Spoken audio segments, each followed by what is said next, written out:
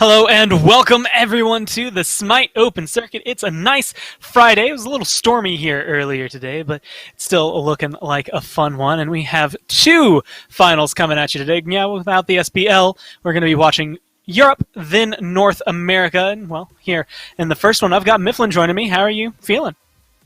I'm feeling pretty good. I'm worried about this storm, though. I can hear the thunder cracking, and I've been historically iffy on my internet at home. Well, I trust you. I believe you'll be there, and I believe that that's also what we're going to be seeing throughout this one. The teams being there, Zero Practice and Optimus Gang. You're going to notice Optimus Gang have a one-game lead. We had some technical difficulties getting into game number one, but Optimus Gang were the ones who were able to take that one. So they do have that 1-0 lead as we go into these finals. Pretty solid as far as things go. I mean, this is a team that we have seen in the past have a lot of control, a lot of players who have been around the scene for a while, so not too surprising to maybe see them take that first one. And also in the past, we used to see them having Ittori, I believe, out of that jungle role. But today, he's going to be playing for Zero Practice against his former team in the finals. Goes from jungler to now the team captain and solo laner of Zero Practice. And I like seeing him. He's now alongside on Zero Practice with Picorino, so somebody, if you were watching much earlier in the year, that you should be familiar with, a mid laner who did make a pretty big splash over there. But you've got Ferricrix, Sibi, Caspanify, at least 3 players there on Optimus Gang who have been kind of pillars, I would argue, of this level of play here in Europe. So being able to bring that, and again, with Optimus Gang winning that first game, it does make it a little more difficult for Zero Practice to turn this one around. And it's all going to come down to this in picks and bans. Raijin first off the mark, and I mean, Aphrodite, Merlin, etc., etc. Mid laners, pretty popular to ban out nowadays.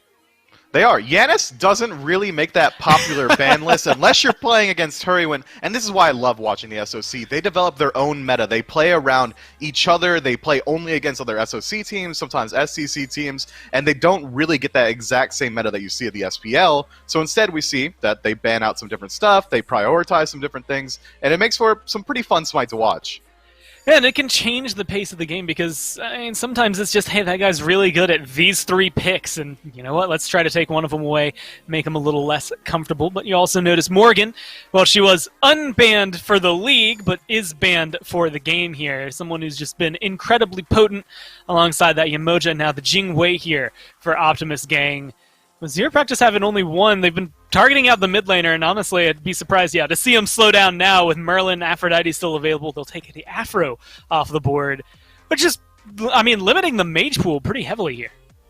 It does. There's still some priority picks available. We see Hebo a lot. We've seen Hell a lot. I mean, Discordia is still available. So I think as far as mid lanes go, you can get just about anything that you want at a pretty equivalent rating of tier list rating for each of those picks. So Optimus Gang going ahead and picking up the Sobek. That could flex towards support. It could flex towards solo. And they know that Zero Practice is only really going to take one mage at most. So they should be able to get the second pick no matter what. So I like where they're going with their draft so far.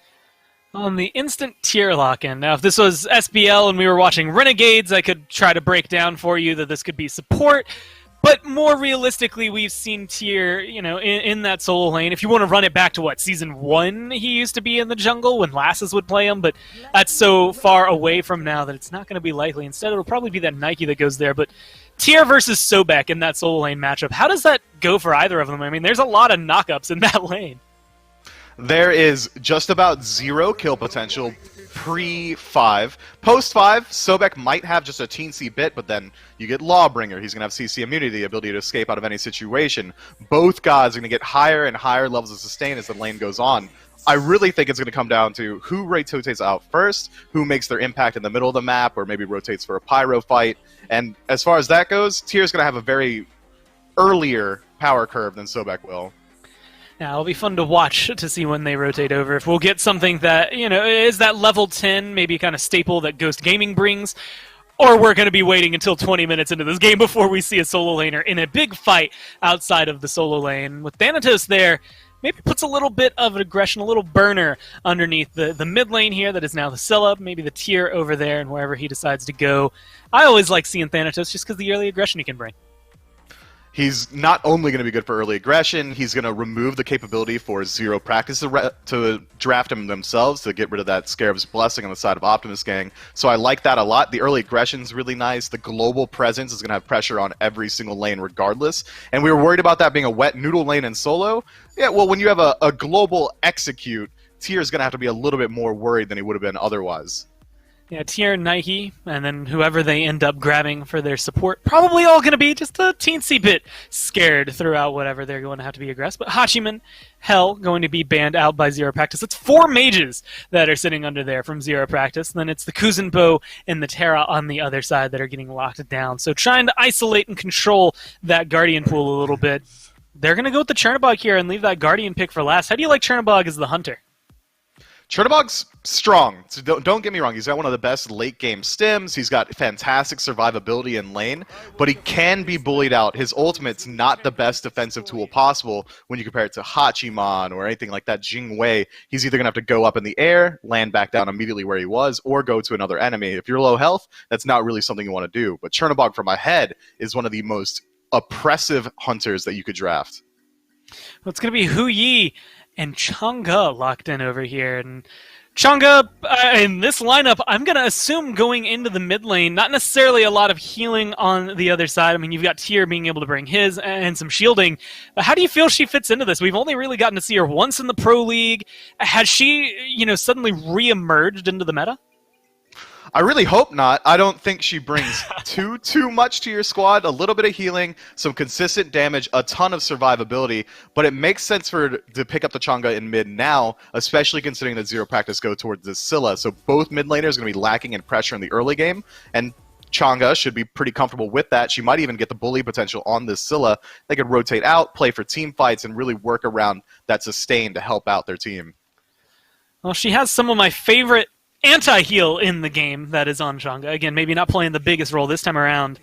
I'm also fun to watch around, the ultimates. I mean, Picorino, whenever he gets this, and this is actually a pick, at the Scylla, he has made a huge splash on earlier this year several times, where finding a good I'm a monster can change the pace of it. But the same thing could be said for Ferricrik here. Being able to throw out his ult, if they're lined up, I mean, it's a stacking stun.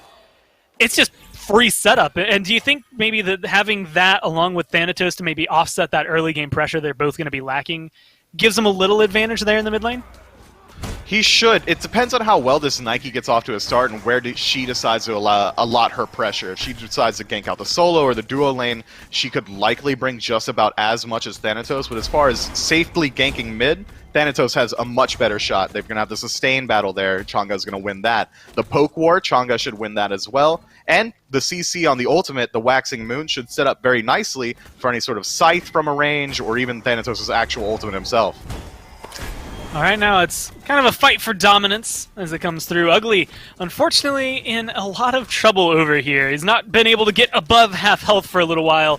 Now it seems like Hispanify and his friendly neighborhood Khepri right here are going to be able to take control of the lane. It's dangerous to lose pressure as a Kumba. It feels like he doesn't maybe pack as much of a punch from behind. He doesn't, but it's also hard to get pressure as Kumba, especially against a Khepri who's going to be hitting the whole wave, has that engage potential already. The poke's already been coming out from this Hu Yi. Right now, Chernobog's on a timer. Oh, that's going to be a little aggression here. Thanatos, low, and Nevi going to be able to blink on out of there. Now, the question is, can you lock down Ferricrik? They're going to be looking for it. Get the beads even here to make sure you can walk away from that. Crush just a little wide there. So no first blood as of yet, but Optimus Gang definitely showing that they're taking maybe a little bit more damage than they were expecting. That engagement goes Zero Practice's away 100%. You force out the blink, you don't engage anything yourself, and now pressure on the back camps. And you're going to be able to get at least a little bit, well, not just pressure, but maybe a kill if you can chase Nevi. Either way, you're chasing him out of the jungle. He's forced to fall back. And this is the question of where, Beerus wants to go with this. If you wanted to, maybe you go for the invade on the speed buff. You see your timer. His is going to be around the same area. But I like the way he's going. Safer, so he's not going to be ending up giving up any sort of first blood here. And again, it's patience right now for Zero Practice, but they've been burning a lot as time has gone on. I like this strategy so far. Zero Practice has allotted all of their effort towards shutting down this Thanatos. Make sure that Nevi can't get a running start. They've had Beerus running at him. Picorino's been running at him as well. And if they can keep him from hitting that power spike and continue farming up themselves, if Nike hits 5 first, that's going to be a huge power spike in Zero Practice's favor. They can immediately rotate into any singular fight and force it themselves, while this Thanatos is really going to be struggling to catch up and farm. All right, now he's just straggling around, trying to figure out where he wants to go. I think there's going to be, again, a lot of weight around level 5. Speaking of which, Picorino just ticked up to level 5, so I'm a Monster online, maybe opening up a little more conversation there in the mid lane for some aggression. Slight lead there in the jungle for Beerus. So a little bit of aggression the Zero Practice can get going, but this dual lane has had maybe the opposite effect of what the mid lane has been going on. They had that early initial pressure, and since then they've just lost it all. Zero Practice in this duo lane, they're just waiting for the opportunity to get ugly out, let them rotate through, and try and set up for Picorino in mid. Epic Uppercut into I'm a Monster, one of the age-old combos in SMITE, and it's that way for a reason. It's incredibly potent, and if they do it right, it's truly un-aegisable. So the second we see this Kumba rotate into mid, hit level 5, Ferrocrick's going to be in a lot of trouble. Well, we're watching Kumba and a very close magnifying glass eye, level 6 there for Picorino. Not going to be able to get level 5 for anybody, but Nevi now crosses that threshold. So we're looking at the junglers for their aggression, where they're going to go, where they're going to gank.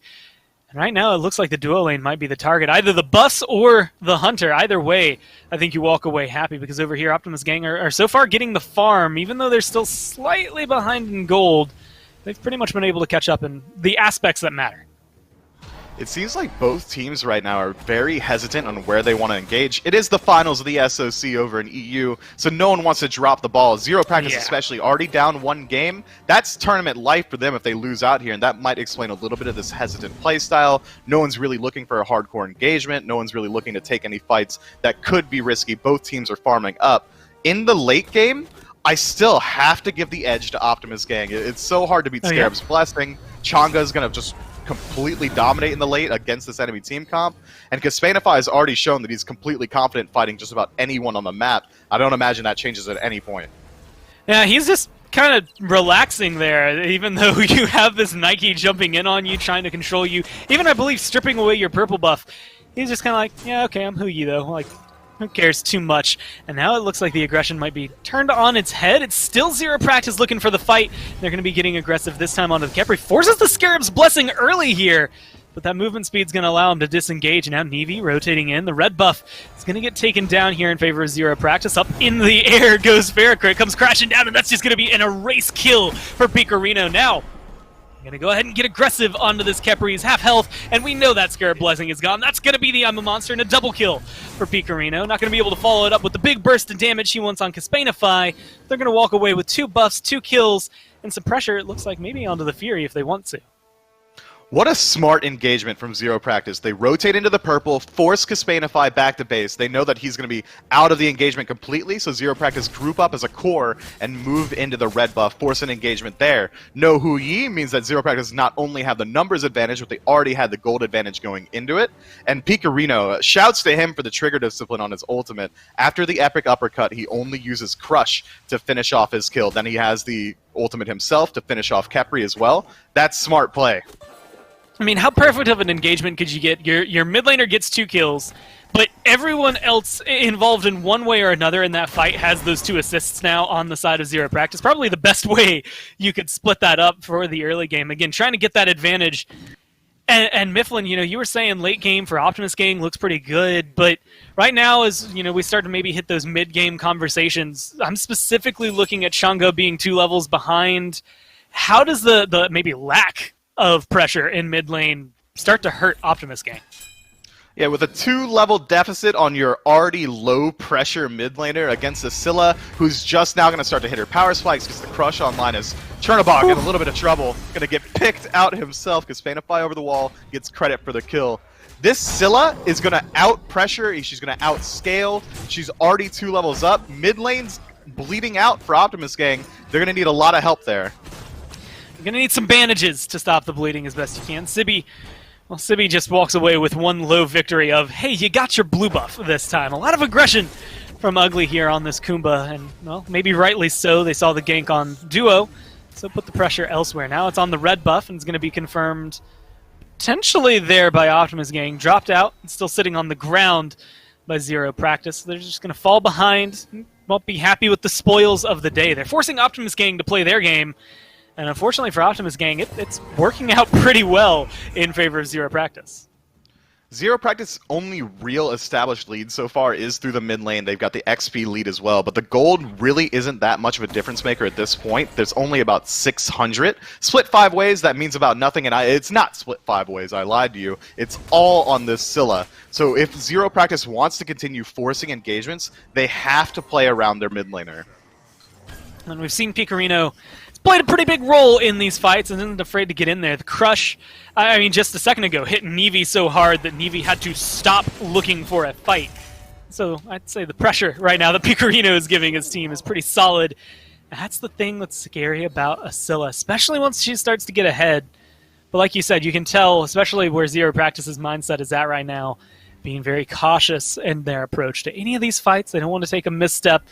Since Optimus Gang has that one-game lead, be a tragedy for them if they just make one mistake and have it go down. One mistake might be happening over here. Sibi getting chased down. A little bit of a heal onto himself as he turns around and gets that slash. He's going to be able to dash on out of there. Stay alive, so forcing the Sentinel of Zeus. Itori uses his ult as well. Favorable trade. That's the strength of a Sobek solo. I mean, you're hard-pressed to find a god or a group of players that are going to be able to consistently gank him out. CC immunity on the ultimate, a long-range dash, self-sustain from the heal. Sibi's feeling just fine forcing out 2 ultimates for free. Now Nevi's over here. Well, Nevi is up in the air. Ugly gonna look to lock him down. Just the damage combo coming down from Zero Practice. Nevi didn't get a chance to play the game this time around. That blue buff, well, Sibi, you got it last time. This time it's not going to be happening. But the solo kill happening on the other side. Caspanify makes sure to take down Light Motif. Is going to be able to keep that one at least somewhat in their favor. If you're going to be losing one place, you have to win somewhere else. And right now, a lot of pressure is mounting on Caspanify to perform. Yeah, this is really starting to look like the tale of 2 games. For Zero Practice, they're winning out on the center of the map and towards solo just from the pressure from Picorino. But as far as duo lane goes, Optimus Gang have it locked down because Spanify's been running it down on top of Light Motif the entirety of the match. He establishes a 2-level lead, which is parity with the 2-level lead that Picorino has over Ferricrik. So if Optimus Gang want to, they're going to force their fights on the duo lane. That's pretty advantageous this early on, considering that's where Gold Fury is. But both teams have to be very wary of the high-pressure, high-priority targets inside of Scylla and Huyi before either team really wants to group up on an objective. I don't think anything showcases the low kill potential that you highlighted in picks and bans more than both solo laners accepting that they're just not going to physically be able to kill the other, jumping around, hanging out in solo lane, waiting for the minions to get there. Because it is really that low until something like this happens. Thanatos in the jungle maybe changes things in favor. Beerus, you can see way back there, not his XP camp, but right now it's going to be Tyr potentially out of position. Thanatos coming in. The silence is going to be good to stop the Fearless, but then they step into it. That's a 2-man Fearless there for Itori. Now looking to lock down Nevi. Forces the ult out of him. So Thanatos is going to potentially get out of this one alive, although he's being chased down. Nike using that speed buff, potentially looking for the leap to try and find Nevi, and they just found it. There's the blink, forces the blink out of Nevi to make sure that his cooldowns are going to be down, and they keep him locked away. A 2-level lead here, but now Beerus maybe in the wrong spot, wrong time. Sentinel of Zeus still available, forced to have to use that one now. The shield's going to be good to keep him alive, and the team's rotating in. Reno's going to be able to get the lockdown. Not a lot of kill potential right now, but a lot of trading of abilities back and forth, health bars going back and forth for the teams. My man Nevi chose that engagement for himself. He starts the fight in the solo lane. That's not really the best use of this Thanatos' time right now. At level 9, he's 2 levels down. He already needs to get this early lead. He's looking to get his damage online. And with being level 9, with having no items and some pretty low net worth, second lowest in the game, he's not going to get value from fighting. He needs to shift his focus immediately back towards farming. Start confirming your own red buffs. Group up, defend your camps. Because right now, fighting anywhere on the map, even if he ganks Ugly, the support, he's at level parity. There's no real good target for Nevi right now. Needs to farm up, doesn't have that second relic online soon enough. You're going to have this Nike ticking over to level 12, and she'll be able to grab hers. And that's kind of, I guess, where my question would fall for you. You know, you're looking at who can you kill, where's his highest kill potential. My eyes almost immediately go to Picarino. Like, kill off the Scylla. She's got a level lead over your mid laner, and you know that she's relatively squishy for a Thanatos, so you should be able to burn her down. Is that a worthwhile fight, even though that's a 4-level difference? Is it too dangerous to go in on her? If he goes in and her actives are available, a Sikkim Crush combo is going to put Neve into the Shadow Realm 100 days out of 100 days. There's no way that he could take the engagement without something being used by Picarino first. Maybe the ultimate gets forced. Maybe at least a Beads gets forced. Other than that, there's really no way for him to do it all himself. He blinks in, he finds the Scythe, gets the damage, doesn't matter. It's not going to kill him right off, and Crush is going to do just about everything back, if not more. Well, they have gone back, and it looks like they're taking your advice from earlier, which is farm up. Just get some levels online. Try not to get eliminated purely on, well, the experience lead. It's on the other side. Tori, though, Nice juke. looking to try and take that and control it. And it's still being able to pressure out Neve. Like you said, nice juke to be able to get on out of there, but it forces the ult. Ugly going to be getting aggressive on the Caspanify, and so does Leitmotif. Goes up, comes down. It's a good ricochet, but it's just not good enough to turn the 2v1 in your favor. Neve forced to go into the air, but he's not going to be able to make it off the ground. 2 kills picked up for Zero Practice across 2 different fights on the map, and the pressure just keeps on mounting. It's now a 5-2 kill lead.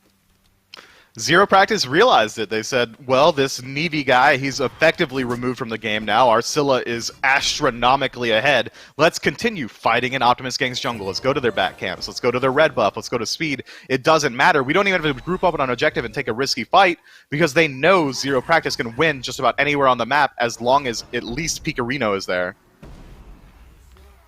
Well, they're fishing here in mid lane. Specifically, Itori has the line out and is waiting for someone to take the bait. Unfortunately, no one took those steps soon enough for him, so he's just going to have to hang back. And this is something that you were highlighting again in Picks and Bans, was the rotations of the solo laners when it was going to matter.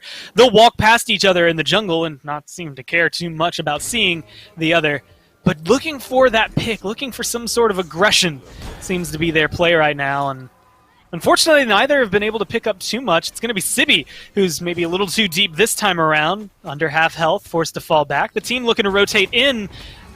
It's a fight on 2 fronts. Leitmotif going to be, well, forced into the wall, but it's going to be Khepri. Scarab's Blessing used on himself, trying to stay alive. Sibi goes down over there in mid, thanks to Beerus, and that's going to be the kill onto Khepri. Wait out the ult. He doesn't get the revive, and now it's a 3v5 over here as they're looking to collapse in. Ferrokrick, unfortunately, not going to be able to have enough immunity to survive this one. Does dodge out the I'm a Monster. That tier 2 doing enough work to keep him safe. Question is if Zero Practice wants to dive or if they want the Fury, and it seems like they're going to spread out to the jungle, take anything they can find. And the Gold Fury as well going to get pulled up here. This is the downside of having a Sobek solo. The one few downsides of this incredibly strong pick. If he rotates out as a facilitator guardian out of the solo lane, you can only facilitate what's there, and Optimus Gang is so far behind. I think I've seen Neve go up into the air more defensively than aggressively throughout this entire game, and unfortunately for Caspanify, it seems like he's the one who's been left on the chopping block because of it. A lot of good kills, or crits, I should say, over there onto Leitmotif, thanks to that rage. But it's not going to be enough to win, again, a 3v1, trying to turn that one in his favor. And now this tier 1 looks like it's going to be falling along with all those kills going in their favor. I mean, Zero Practice have a pretty solid grip right now. They've been shutting down that one shining ray of hope for Optimus Gang. That's the 3rd time they've dedicated at least 3 people to trying to kill Caspanify. It's only worked twice, but that's been enough. Now Leitmotif is already caught back up. Ugly's ahead. Picarino's ahead. Beerus is 3 levels up. The Soul Laner Itori is up as well. They've got a gold lead around 5,000. If Zero Practice want to, 16 minutes in, they can group up, try and fight around the Pyromancer, they can go towards the mid tower, or they could chase out this little bit of over-aggression from Optimus Gang. Well, hey, like you said, they're on par in terms of level 12 to 12 here. Neve gets knocked up now. Neve's going to get taken down. Scarab's Blessing going to ward off some of the aggression. Actually, looks like it might get Neve on out of here. But unfortunately, it seems like pressure in one place for Zero Practice somehow leads to pressure elsewhere for him as well. The Waxing Moon comes out from Ferrokrick, but they are almost able to kill off this mid laner. with Atori here, might be able to go kill off the mid laner. It's going to be the Nike instead that jumps onto the lane. Nevi going to get caught up in the Fearless, and now they're just looking to lock him down. It's going to be 2 clean kills, 5-level lead in the jungle, 5-level lead for the solo. That's just not a winning battle. This is disrespectful. They're just taking turns diving Optimus Gang's towers. Everyone's doing it. Scylla took a tower shot there. You got Itori just blinking into your Phoenix. CV, rest in peace, my buddy. Yeah, Zero Practice can do no wrong at this point. Nearly 8,000 gold in the lead, 18 minutes in. Optimus Gang has already shown that they can't fight in anywhere on the map. Even the one guy who's doing well, because Spanify has been shut down by the raw numbers and a lead that Zero Practice has accumulated. They can continue just rushing it down, looking for kills. They can keep ganking. They can go to towers. They can go to fire. They can do anything. Man, and I was going to say, this is the only time that they've been able to find kills on Optimus Gang is when Kaspanify's in the 1v1, but unfortunately for him, the jungler from Zero Practice is going to make sure it does not stay a 1v1 for long. Still almost able to turn a little bit around there for Kaspanify. It's just not long enough. 3 deaths now. It was a 2-0 slash line, is now 2-3. And the 2 kills that they've been able to pick up onto Leitmotif, onto this Chernobog, have all just kind of fallen by the wayside. I feel like they don't matter anymore. Hey Gore, Beerus is 6 levels up, now 5. That's insane. This Thanatos, yeah, he's irrelevant. My man's got nothing going on for him. This Khepri, look at that Sikkim Crush. Thanatos at 1/10 health after that. Picarino commits nothing himself, and that's going to continue to happen. You need this Thanatos to get some levels, get some tankiness, get some sort of damage so they can deal similar damage to Picarino, or you could dive into the backline, maybe shut down Leitmotif. But right now at level 13, and even until level 16 or 17, he's not going to be doing anything. Whereas Beerus, playing Nike, a god that traditionally has less damage, is one-shotting everyone. Well, CB forced to go into the ult to try and dodge out a Fearless from Atori. Atori just keeping the right positioning to take him right back into the team and into that tier 2. Scarab's Blessing going to be used to try and keep Sibi alive, but it's going to end up a lot of pressure. Now forced on to Kaspanify, forced onto the Phoenix as the tier 2 and right goes down in favor of Zero Practice. Waxing Moon deep into the back line is going to be able to catch out Atori, and the Phoenix is looking to kill him off, finds the last shot, so they're going to be able to find 1 kill in return. Unfortunately, that's a triple kill now for the jungler on Zero Practice. Running him down is Beerus. And that looks like it should be a Phoenix for the team. Almost a full wipe. I mean, Sibi, I guess, what, just now respawning from that one. As they're just going to look to try and defend a little bit. There's not much you can do in a 1v4. Maybe get a free kill, but Epic Uppercut's going to put it down. The aggression stopping. Nike, inside the Phoenix, finishes it up herself. And now, unfortunately for Sibi, he's locked down, and that's the full-on deicide. 2 low health bars, I think, for Zero Practice to get too aggressive here. So we're going to see him fall off. Plus, with 2 towers up, there's the question of whether or not you could even try to aggress into a Titan or look for another fight there. But that's a huge win. Again, they drop, what, 1 more kill in this entire game to grab a full team and a tier 2 and a Phoenix? I mean, I'm screaming worth from the mountaintops. Yeah, 10,000 gold in the lead. Beerus does pick himself up a triple kill there, and it hurts me to say this, to take away credit from a jungler and give it to a mid laner. But Picarino hit a 4-man crush, and then he hit another 3-man crush on that Phoenix fight. I mean, that damage output is insane, and it's reflected in the damage output chart on the bottom left. Take a peek at that. 7,000 ahead of the nearest competition. Well, it's Fire Giant right now for Zero Practice, and with this amount of lead at 21 minutes, kind of surprising to see that it took them as long as it did, but they're going to be able to take that. Looks like Pyromancer. You're going to lose an Oni Fury in return. Now, Mifflin, Oni Fury is maybe one of the best ones to have in the game. And yeah, in comparison to a Fire Giant, nothing's going to, be able to hold up the same candle, the same light. But is it worth having that little bit of pressure? Is this Oni Fury going to be able to slow down Zero Practice enough to give him a fight back into it? Well, I think definitely you got your answer right here, Gore. Yeah, unfortunately for Nevi, he's locked down. Oh, a beautiful Scarab's Blessing finally gets the save this time around. Nevi going to be able to stay alive, but they're diving the Phoenix freely. Going to fall back. The tier 2's already gone. Oh, by the way, all of this was without Picarino. He's not even in the fight yet. He's still over here in left jungle. Looks like the pings are coming through as they look to rotate over to left lane. Optimus Gang have to be very smart about what engagements they choose here.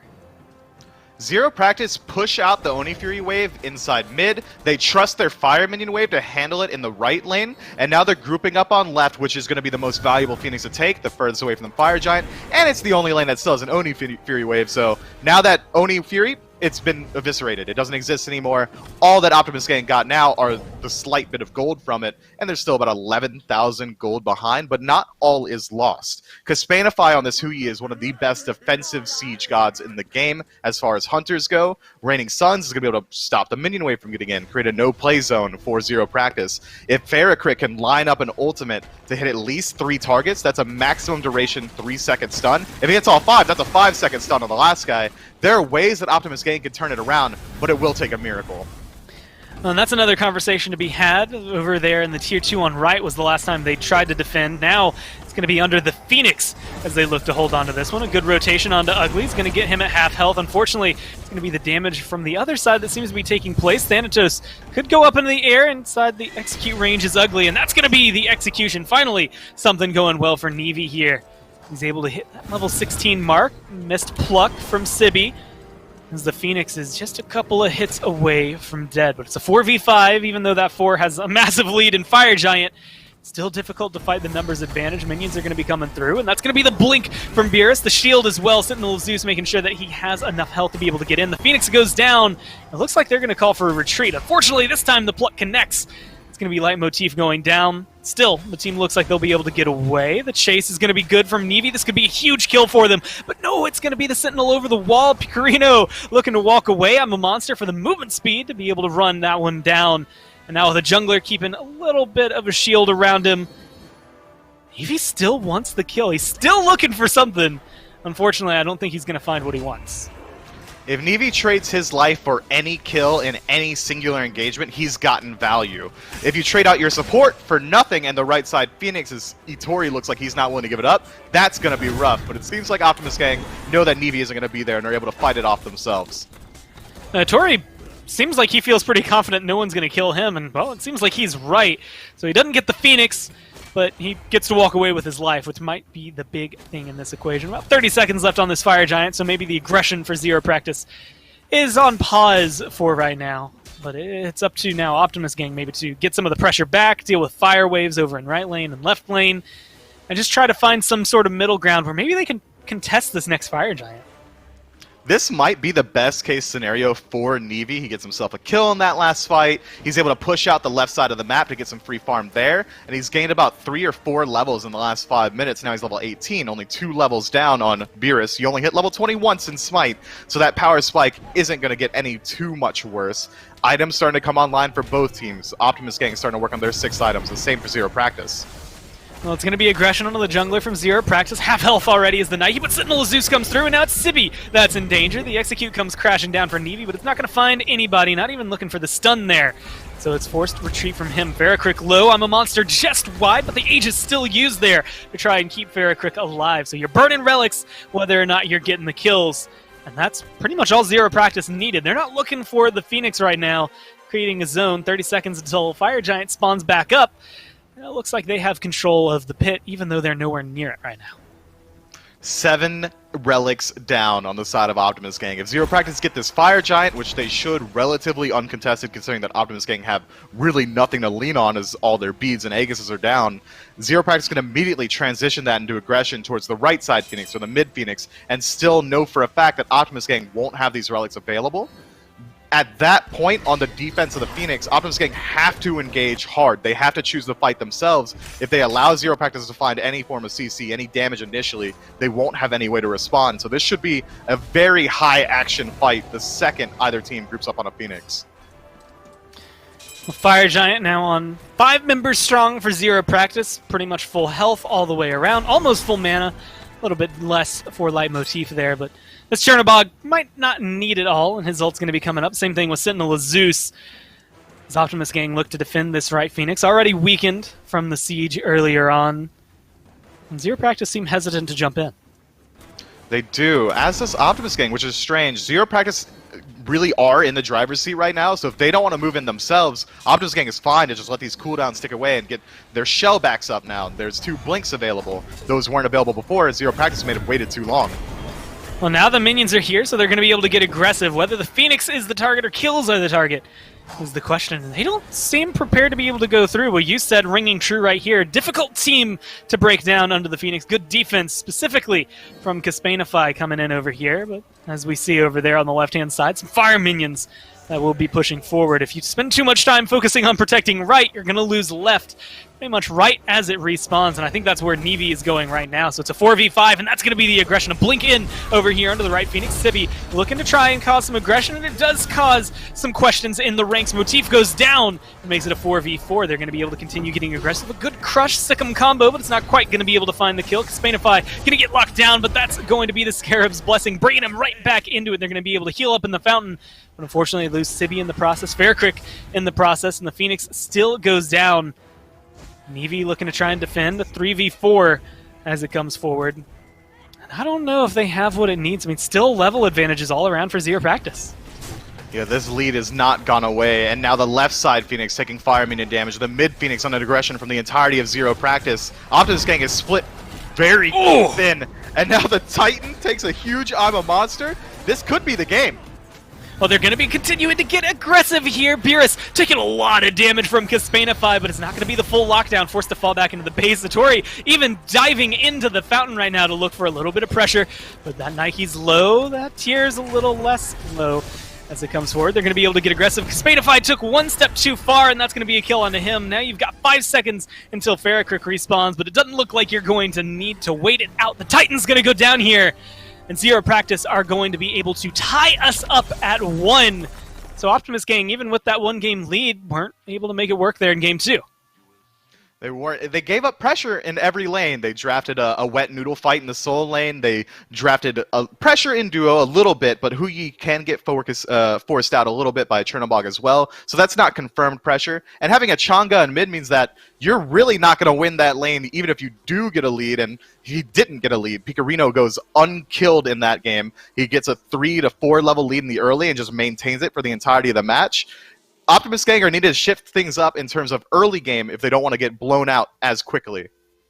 Yeah, I'm going to, maybe put myself out on a thread branch here, but I feel like when you pick Thanatos, your goal is usually not to let the mid laner on the other team go undying. So didn't quite work out the way they wanted to. Also only got about 7,500 damage done there versus what Picorino did, which was, almost 4 times that, being able to kind of rack in 2,900, almost 30,000, I should say, that he was able to pick up. I mean, who do you look at when it comes to Undying? Was Picorino the biggest one, or did you happen to have some effort from this Nike Undying as well?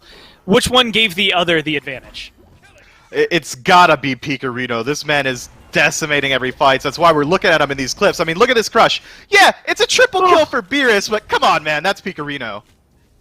Yeah, that was definitely one where the medals all end up, the kills all end up on one player, but that damage is just hard to argue against. And I mean, even moments like this, it's too slow to try and shield, to shell, to Aegis, to dodge anything like that when the Yama monsters are that on point from Picorino. So you give him that Scylla, you ban out, 4 mages? The Raijin was banned out on the other side, so 5 of maybe the top mid laners are gone, and Picorino doesn't care because he can still make it look good.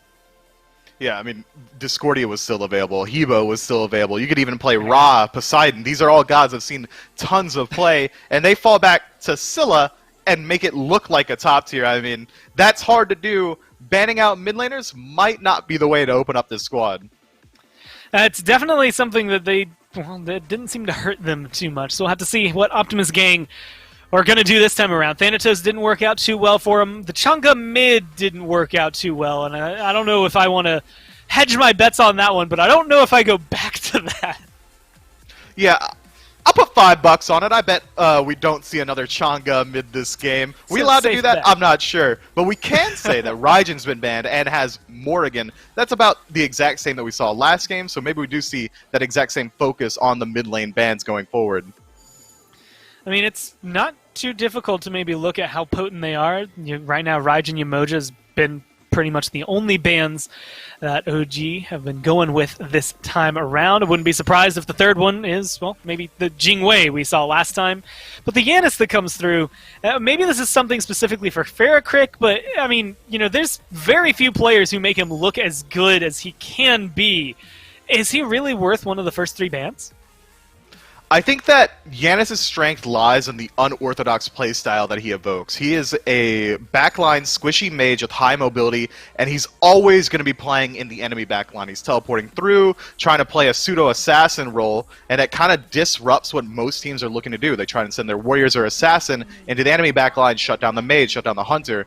If the mage isn't there and instead he's killing your mage in your own backline, that's a bit of a hard focus, a hard shift in the meta to figure out how to play around. Other than that, though, Yanis doesn't get much pressure in lane. His power spikes come a lot later on than a lot of mages that we usually see. Scylla hits power spikes around the same point. He's hard to play at a high level, and he's very easy to exploit in the early game.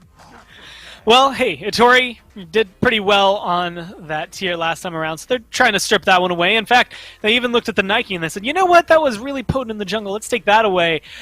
And Picorino goes, cool, take my Scylla back, please and thank you. Absolutely decimated them early on throughout that game, so they go for that. They strip the Sobek away, and Kepri comes back on the other side. I don't know, I'm having a hard time doubting Zero Practice right now. I am as well, but we have to remember that Optimus Gang did win Game 1. We weren't able to see it, but it did happen. Now it's tied up at 1-1 on the slash lines.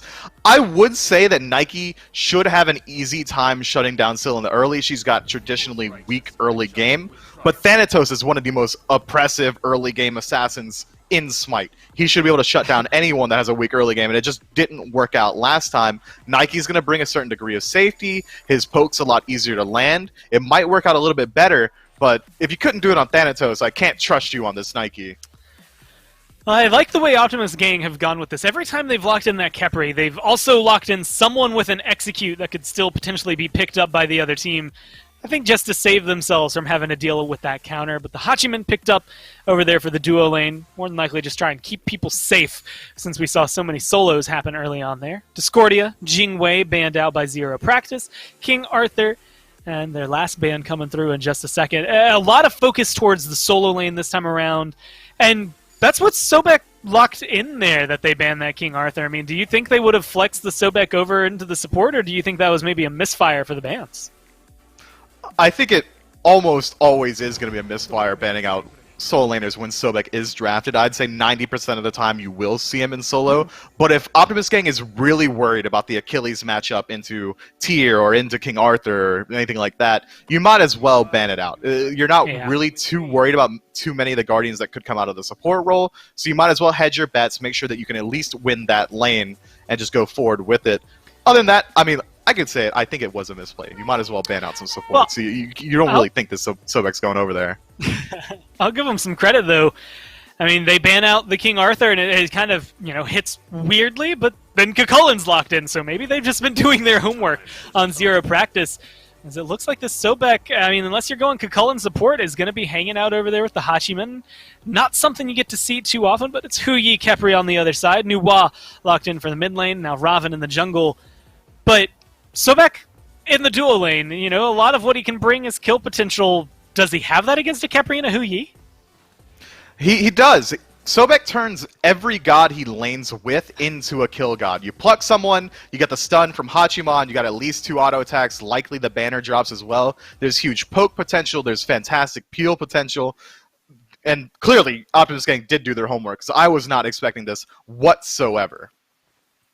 Well, I'm excited to see now how that solo lane matchup's going to go. Tori this time around on the Cucullin, Sibi over there with the Achilles. And Nevi looking for kind of the turnaround from a rough game on Thanatos, now on this Nike. Like you said, maybe having some early aggression, but more shielding, more health, more maybe just straight-up survivability available to him. I'm interested to see where the pressure goes and if they try to shut down Picorino early or if that comes later in the game. I think this Nike pick is really going to fit Neevy's playstyle a lot better. Where we really saw him start to fail in the early game last time is when he started engaging fights head on. He was going in face first, he was checking with his scythe, he was walking up for the 3, he wasn't using the blink to engage, he wasn't using the ultimate, and Nike is allowed to do those things. She's a warrior, she wants to be in the front line. So if Neevy's able to do that exact same playstyle without getting too discouraged by game 2, it should go a lot better for Optimus Gang. Well, so far things are starting in a pretty similar fashion to Game 1, where the duo lane seems to be in favor of Zero Practice. This is how it was until, what, Wave 2, Wave 3, when they were finally able to kind of strip it away. You lose the Alpha Harpy, which at the end of the day maybe isn't worth that much, but it's still a little bit of experience that you're going to have to deal with potentially later on, as they actually took over to level 2 first year for Optimus Gang. That was an amazing tail whip. I mean, frame perfect to make sure you don't get abducted by this Khepri. I mean, it doesn't do much for you. There wasn't much kill potential, but he saves a lot of his health bar. He makes sure that he doesn't tank up the wave. That's just clean play. Going forward, Zero Practice should still have the kill potential up until level 5. Once the Scarab's Blessing comes online, once Caspanify gets his ultimate as well, that's when this Optimus Gang lineup is really going to start getting pressure in the long lane. Well, now you're going to have a little bit of help early on. A good pluck there onto the Khepri. He's going to put him in a bad spot. Blink comes through from Beerus, and now they're going to be able to get a little aggressive. But Khepri, too fast for them? They're not going to chase him down here. Now, looks like the tables have tabled. They're going to be able to flip around. Ugly now going to be, well, a little stressed out as his health goes low. The jump in from Neevy's looking a little good, but he's just outside of range. Ugly going to be able to walk away with his life, and that's going to be the shell coming out to try and save Neevy's life. But he's getting low. One more hit will do it. The mid laner comes in. Picorino helps get Beerus the kill. That's a double kill for the jungler on Zero Practice as he cleans up the jungler and the support from the other side. I want to say a very tug-of-war sloppy gank, but it works out. Yeah, I could almost already hear Picorino rotating on him and like sighing to himself, ugh, guess I gotta do it again. Rotates in, sets up 2 kills for his squad, both landing onto Beerus. And Neevy's gotta be so sad now, thinking to himself, oh, not again, man. He's got 2 kills in the early game. I'm one of the deaths. The lead's gonna start to establish. And this Robin is gonna keep running it down. He's a bridge pick jungler. If he gets an early lead, which 2 kills at 2 minutes will do, he's gonna be able to just continue powering up, get the boots online very early on, rotate into any singular lane, and bully out just about anyone. He does fall off around the level 15, 16 mark, but until then, no one on the map is going to fight better or harder than Beerus. Well, they're going to have to find ways to deal with it, and it seems like right now for Optimus Gang that means a little bit of aggression over there in the right jungle. Not enough to maybe strip away as much as they would like, but enough to slow them down slightly. Speed buff's still going to get picked up, but the blue buff, maybe a little bit of an invade, just showing that they do still have the potential and the will to fight over here. And really weird that we have 2 early ganks, 2 games in a row that both result in 2 kills going on to 1 person, 2 assists ending up on 3 members of the team. Zero Practice, they have that early game duo rotation locked down. Locked down, or maybe they have the contingencies plan inside of Picorino, because it was a sloppy engagement, but that is strange. What are the odds of that? Astronomical, I'd say that it'd go exactly like that 2 games in a row. But Optimus Gang should have been able to make it out alive there. The Khepri disengaged. They chose to go back into the fight themselves and then lost it plainly afterward. New Wa decides to stop his rotation halfway through. Says, well, Picorino's ahead of me. I'm not going to get there in time. And yeah, Picorino was ahead of you. You didn't get there in time, and it lost you the fight. Now Beerus is still kind of lurking around in the jungle looking for a fight. We saw both of the supports unfortunately miss their engages against each other there in the mid lane. So maybe a little more pressure on the junglers to be the ones that set up the kills and start things off. But now you've got level 5 for Picorino. I'm a monster online. Ferrocrick's going to be able to have his ult, which either means safety or a pickup kill as they run away. Either way, it'll be interesting. Sibby is going to be the one getting pushed out once again. Nice body block from Beerus. He's going to be able to go in, jumps down on him. But that tower still does a lot of damage. We're only 5 minutes into the game, so it's not enough to be able to dive in. Really just gives him pressure in the jungle. It does. The blue buff isn't going to be spawning anytime soon. The black camps aren't going to be spawning either. Speed is up, but you don't have time to rotate in there. Right now, Beerus is kind of wasting time continually trying to gank out this lane. He's going to be putting Sibby behind if they don't get a kill, just soaking up all that farm. He's kind of just spinning his wheels. Just chilling, relaxing, maybe, well, stressed out a little bit in the process, and it's looking like a 3-man rotation this time around.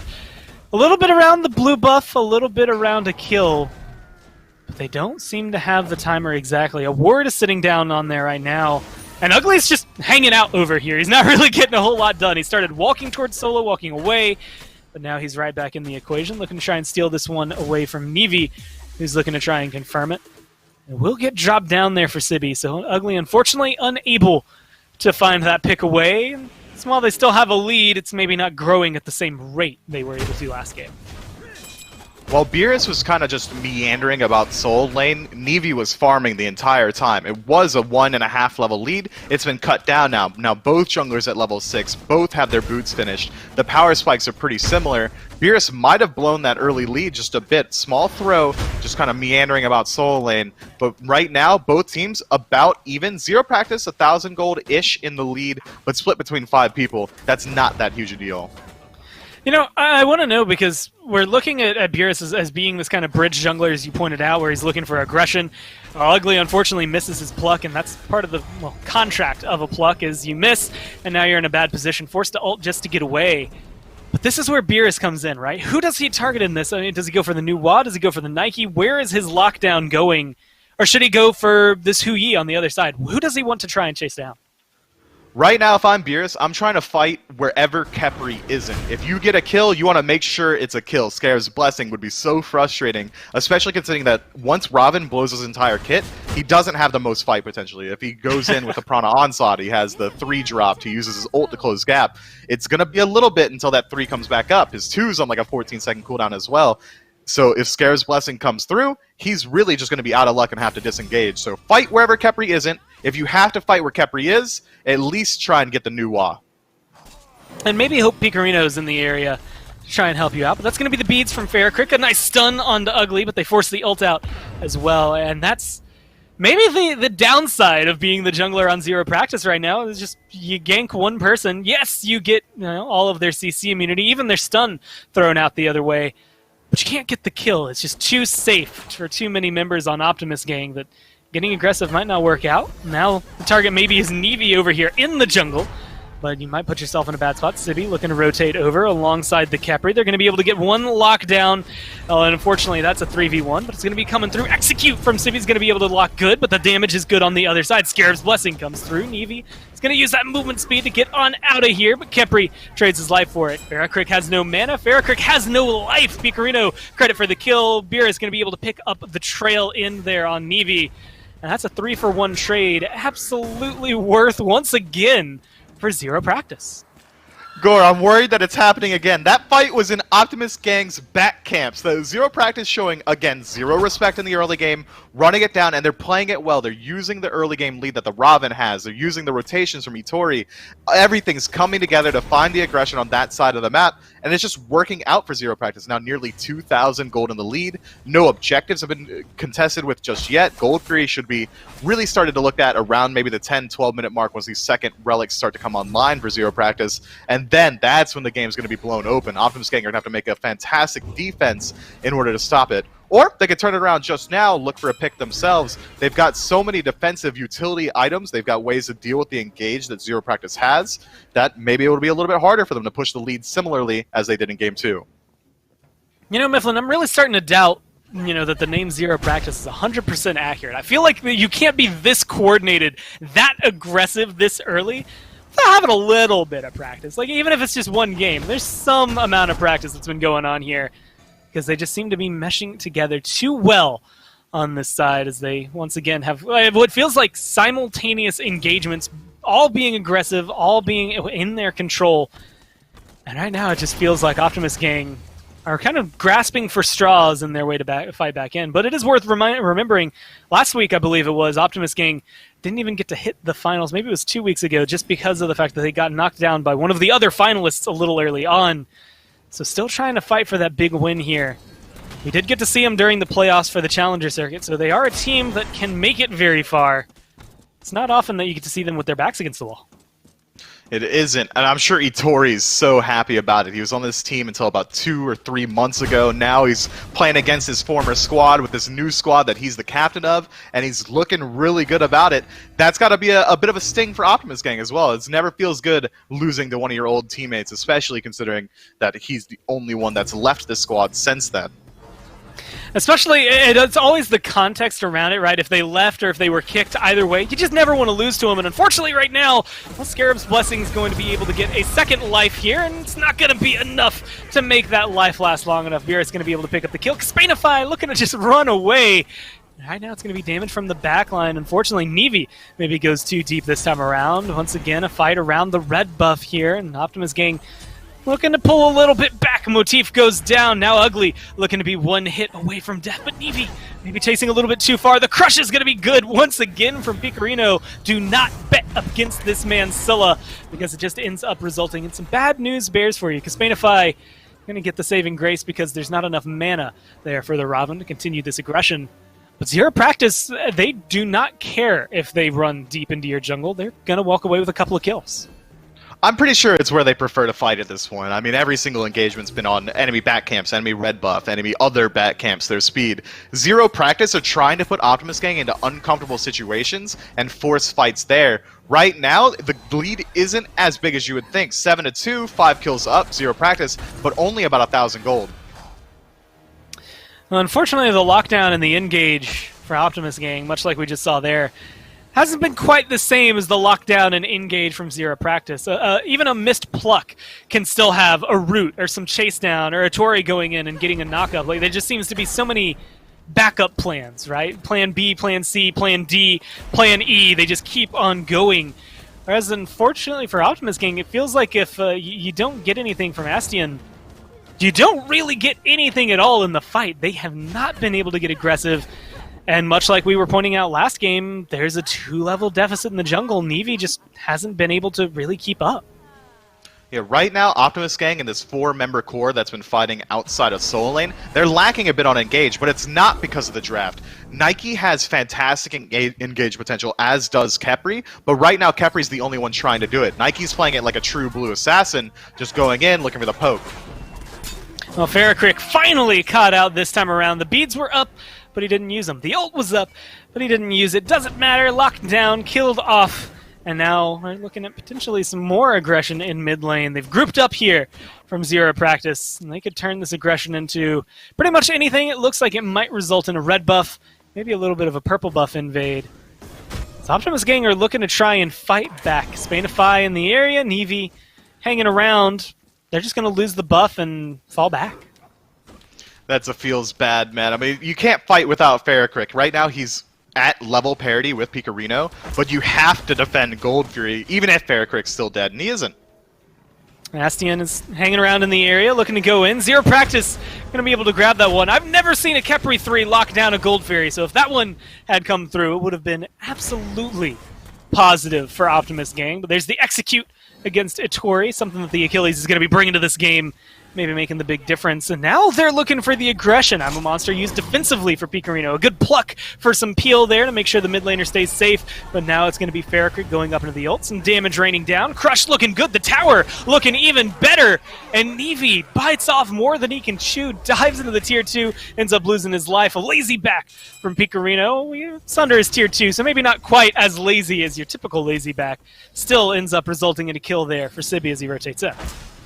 Yeah, Picorino gets the classic taunt to get bodied combo. Show a little bit of disrespect, get put in the dirt for it. Now that mid tower on a little bit of pressure. Zero Practice really only has Beerus and Ugly in range of defense.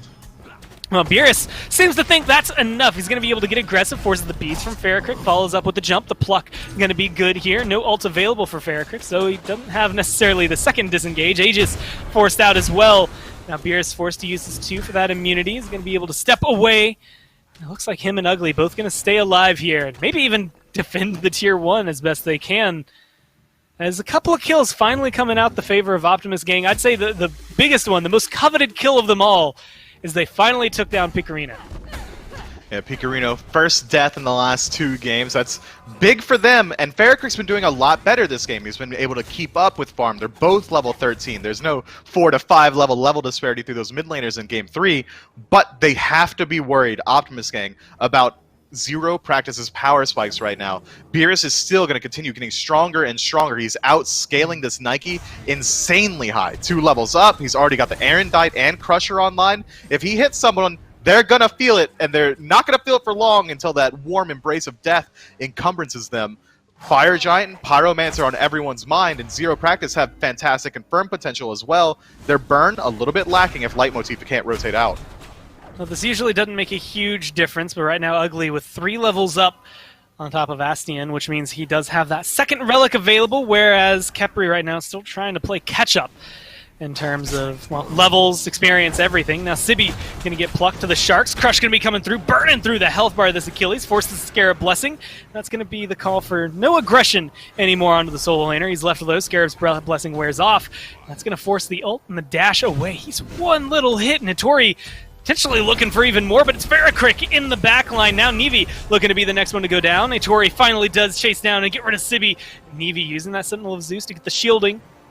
Stays alive for just a little bit longer. The blink jump is going to be good to get him away. The Sikkim not quite going to lock down. The Crush going to be a little wide there as well. So Nevi putting on the juke shoes, breaking his ankles, but staying alive as he stays moving and immobile here. And he's going to be able to make it out of this one, at least seemingly for now. Spanify, unfortunately, not in the same boat. Going to get locked down with the Sikkim Crush combo. I'm a monster! Just the disrespect to be able to take him down right there after. Predicts the leap, and they take a tier 1. That was just clean. Picorino might have the best trigger discipline of any player I've ever seen. He holds the Crush, waits out the Aegis. He uses the ultimate, waits out the jump. So much there is so execution focused. That's not easy to do, but he makes it look easy. Takes the free kill on a Caspanify, the most impactful member of Optimus Gang, puts his first death on the table as well. That's a huge pickup, and it's worth so much gold. And now we're starting to see that lead start to establish themselves. 2 levels up is Picorino. You can tell they are feeling themselves when a Robin with no mana still wants to invade, and it looks like successfully is able to invade a red buff. Ferricryk not picking that one up, so sitting on the ground.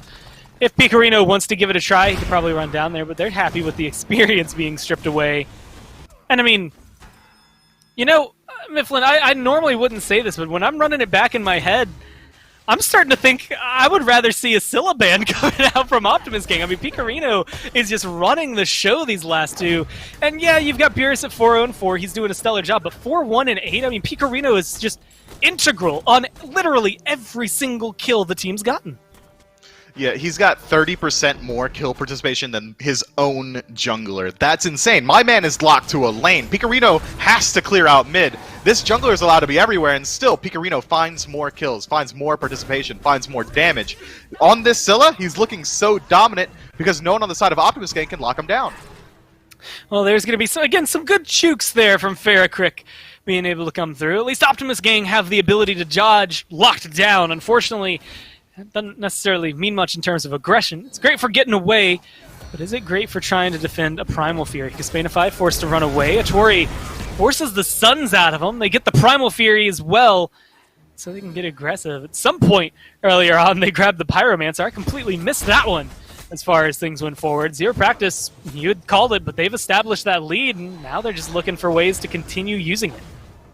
Yeah, I think chasing out enemies is going to be the way to do it. It's worked for them so far. They try and find the pick onto the Khepri. They don't quite get it. They try to find the pick onto the Achilles. They don't quite get it. But it's all fine if Nevi's going to have no jump available. Well, there's going to be the blink that they can use to lock him down. Crush this time going to connect, and they're going to lock him down. Sentinel of Zeus comes through. They're looking to burn through that shield. Seems to be no problem for him as Ugly is going to look for the chase down. Going to find a little bit of the damage. Misses the pluck, but it's Astian over there in the jungle that gets taken down instead. Hattori going to be able to lock that one up. Picorino gets rid of Nevi.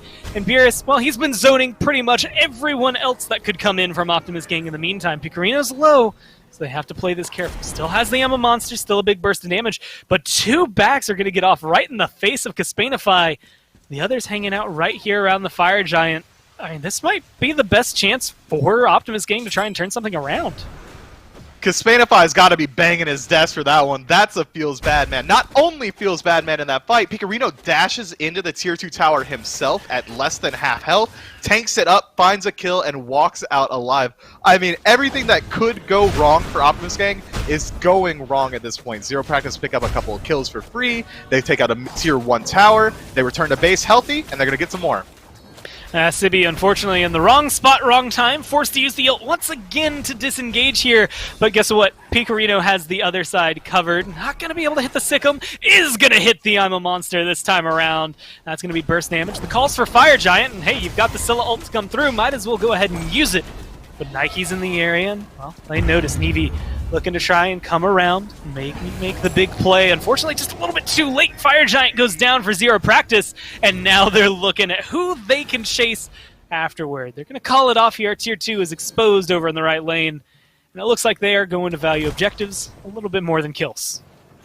They're going to trade out the tier 1 tower in the duo lane because Spanify picks that up himself. If no one backs, he'll likely get a tier 2. I like what Optimus Gang are doing here. They know they can't defend. They can't fight into this deficit, so they're trying to make up whatever they can. Now the tier 2 mid tower should likely fall because Spanify returns to base just in time to get to his Phoenix. They're still fighting into a 7,000 gold lead and Fire Giant. Best of luck. It's going to be difficult. Spadify drops the stuns and is forced to run away. Unfortunately, doesn't look like it's going to help Farrakrick too much. Scarab's Blessing allows him to get on out of there. Now Astine's going to be able to get a good pluck and pull on in Ugly. This time around, Sobek is the one who, well, knows what it feels like to get engaged on, pulled into a position you don't want to be in. They do get at least one kill, but you lose the Phoenix in the process, and maybe that is the only quell you needed. You just wanted to stop as much aggression as possible. There's still 3 towers on the map for Zero Practice to go for, and, well, they have just under 3 minutes of Fire Giant. I think they're just fine.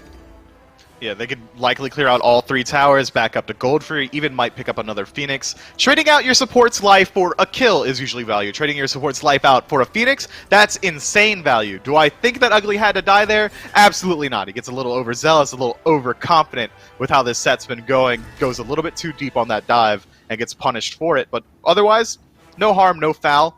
Now they're about 6,000-7,000 gold in the lead. It's likely to pull up to about 9,000 after they clear out these towers and go to gold afterward.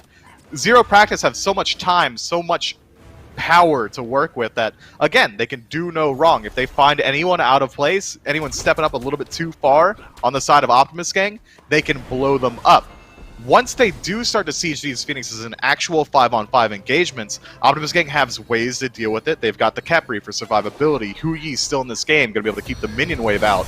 But not if he dies. Oh, I mean, Picorino is just so on point. It feels like he knows where Kaspanify is going to go before Kaspanify knows where he's going to end up going. Able to kind of predict that one out with the Sikkim. Farrakrick goes up, Farrakrick goes down. Beerus going to be able to get the kill right there. I'm a Monster over the wall, not going to be enough. And now it's Picorino who is going to get pressured out in the back line as it's Sibby getting aggressive. Unfortunately, well, the cavalry is here, and Sibby is going to get locked down. They seem maybe too distracted in the solo laner, but they're looking for the kill this time around. Both towers gone in left, which means there's only one tier 2 left standing here in mid. They get rid of Sibby. They're chasing down Nevi. They might be able to just run this one down. It's 3 members gone, 20 seconds before Kaspanify respawns. You called for a Phoenix. It looks like they're going to try to poke down left. It should be a free Phoenix. I mean, Kepri and Nike, yeah, they're strong gods, but they're not going to stop 5 people on their own. Optimus Gang stepping up too far yet again. That's going to be, well, a very quick burn there onto the Kepri Titan. Now going to get chased down, and, well, it looks like it's going to fall just fine. Nevi is going to be half health and just eliminated by Picorino. The Titan goes down. The rest of the team unable to respawn and save the day. Unfortunately for Farrakrick and Kaspanify, they get knocked down. A 1-game lead turns into a 2-game turnaround there, and Zero Practice take the set. I wish I could tell you what Optimus Gang was thinking. They must have forgot who they were playing against. Zero Practice loves fighting at your back camps. You can't farm that up for free, especially considering Zero Practice had Fire Giant. Optimus Gang just looking a little bit lost in the last couple minutes of that engagement. Even grouping up around that Phoenix as 2 members, of course you're going to die. It's a Sobek over there. He's got pluck. You can't deal with any of that. You're going to have to do something about the early game, Optimus Gang. Make sure you don't get blown out again if you want to rotate into these mid and late game fights even. Well, I think we should highlight Robin doing a ton of work for the team there.